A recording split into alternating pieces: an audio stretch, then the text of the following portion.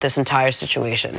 Well, I'll be shocked if he doesn't show up, for 4 o'clock, because I always thought that he was trying to make sure he wasn't traded, had an ability to still show that he was an elite player, because we haven't seen him play. We still believe that he's elite, but he had an opportunity to kind of get get a chance to win a Super Bowl and then move on to a team with a Super Bowl ring or another appearance. I think he's making a mistake because, I'm not counting another man's money, but, I would want to get at least that $6 million and plus that playoff money with the opportunity to get some more endorsements if I turn out. We've seen how Connor looks in his offense. We haven't seen how L. Bell looks in his offense. He could be more dynamic, and I think he's going to be coming with fresh legs, but reports are that he's a little pudgy, so maybe he was enjoying himself a little bit too much on a jet ski and maybe be a little concerned that he's not in football shape. With respect, I think the absolute worst thing he could do is show up today at this point, because if he can hold through 4 p.m. today, he guarantees he hits free agency. Found a loophole. Healthy. Say it again. Found a loophole. Found a loophole. Fine. By any means necessary, I guess.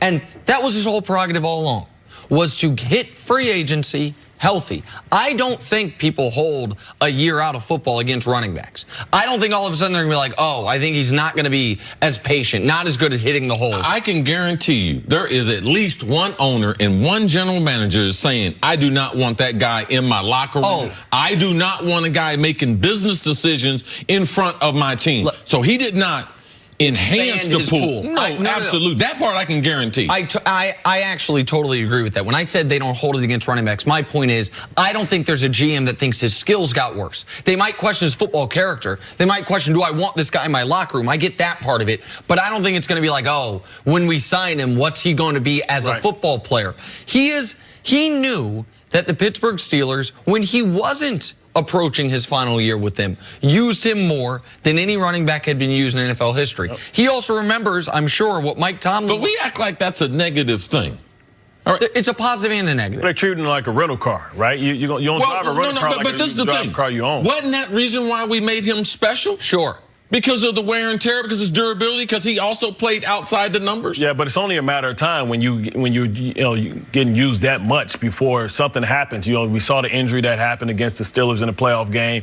He understands that life for a running back in the NFL after 30 is short-lived, and nobody's going to give him that money coming off a 400 carry or 400 touches. I think this is a situation where we've talked about certain trades in the NFL, certain situations where it's a win-win.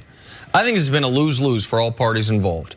I do not think it's been best for Veon Bell's long-term bank account or long-term career to sit out a full year of football, even though I think it's better to do that than to play a third of a season and still risk all the injury without the money. And I don't think it's been best for the Steelers. If they all had to do this over again 2 years ago, I think they get something done. Or trade him. Or trade him to a team that wants to get something done. Like, I think for the Steelers, this hasn't worked out well. For Veon, this hasn't worked out well. But given where they are today, I don't think he should show up. Just the pure numbers of it.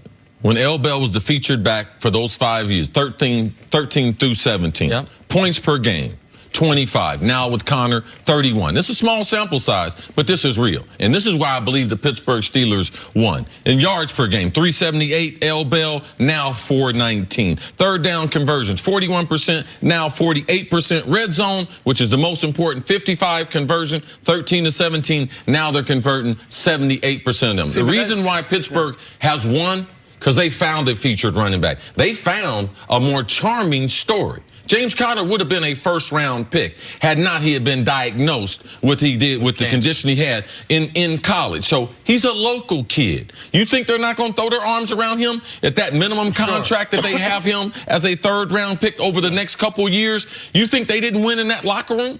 The general manager, you think they didn't win that locker room? Because L. Bell did not get the demands that he wants. So I can pick out a couple points. James Conner being discovered, his overall great story, and the hard line that the front office took, that those guys in the locker room realized, man, they didn't do that for L. Bell. Who else in that locker room can hold them up for a king's ransom? I tell you what, I'm saying I'm out of here because they ain't going to pay me. So I'm leaving here as a free agent. And if anything that James Conner can learn from Veon Bell, to understand that he needs to preserve his body, because because it's a good story now, because he's playing with house money because he's getting an opportunity to feature what type of back he is. But what's going to happen when it comes time for them to pay him? Are they going to pay him? If they're smart, they'll lock him up early. Usually what the Steelers do is pay you before you earned it, give you an extension, so then they own you at a market rate that's under market value. Does this affect the way other people, other players, other running backs will handle the situation if it comes up? I don't see how it can't. I think I remember when we were talking about Odell with Coach Mangini and about whether or not to give him an extension, right? And Coach Mangini said, man, you got him for the next 3 years. Yeah. You got him for his 5th-year option, franchise tag, then you can franchise him again. Well, that math is now different for teams. They now know that once you franchise a player once, they have the ability, if they are willing, to go to the mattresses and sit out either a full year or the 10 games and then show up. Yeah, I don't see guys doing it. Guys love their money. I do not see this as being a precedent. Because how much was left on the table this year? $14 million. $14 million. But still, how much money did Earl Thomas lose by hurting himself? So I don't care. I want to see in a calendar year what Le'Veon Bell bank account looks like, opposed to if he would have played and got injured. Right, so that's the unknown of this is obviously if he would have played, which is why I wouldn't show up today, and got hurt, then he did make this is a better path than that. Let me tell you something you can't put a dollar amount on, and this is something I know.